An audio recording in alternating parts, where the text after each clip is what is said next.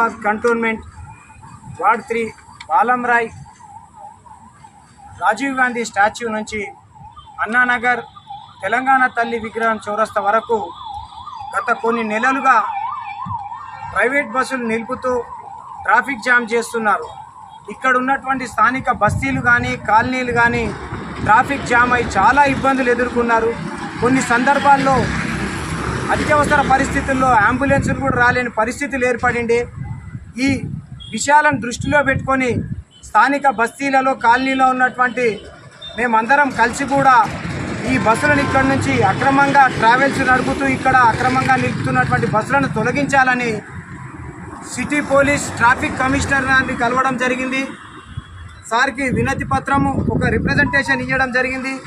అదేవిధంగా north zone traffic ACP గారికి మరియు కార్ఖానా ట్రాఫిక్ సిఐ గారికి మరి అదేవిధంగా ల్యాండ్ ఆర్డర్కి సంబంధించినటువంటి బేగంపేట్ సార్ గారికి కూడా కంప్లైంట్ ఇవ్వడం జరిగింది. అట్లానే బేగంపేట్ స్టేషన్ హౌస్ ఆఫీసర్ గారికి కూడా కంప్లైంట్ ఇవ్వడం జరిగింది.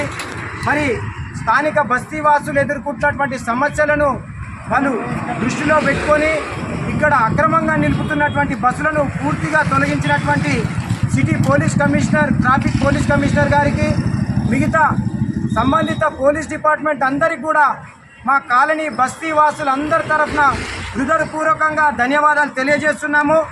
మరి సిటీ పోలీస్ కమిషనర్ గారు ఇచ్చినటువంటి నోట్ ఏదైతే ఉందో TR T4 685/2024 డేట్ ఆఫ్ 20 ఫిబ్రవరి 2024లో ఇచ్చినటువంటి గైడ్లైన్స్ ఏవైతే ఉన్నాయో దాని ప్రకారం ఈ ఏరియాలో కానీ సిటీలో కానీ ఈ ప్రైవేట్ బస్సులు నిలపడానికి కానీ రావడానికి కానీ వీలు లేదు.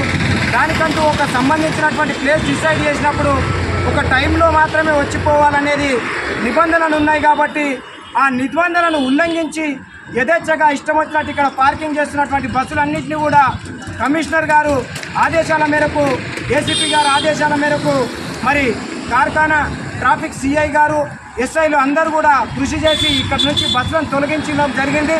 వారికి మరొక్కసారి కూడా మా తరఫున హృదయపూర్వక ధన్యవాదాలు తెలియజేస్తున్నాం. జై భీమ్.